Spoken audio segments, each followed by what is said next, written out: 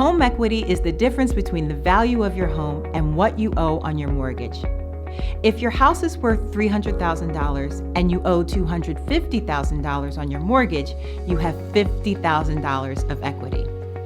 Your equity increases over time as you pay down your mortgage principal. It also increases if your home's value rises.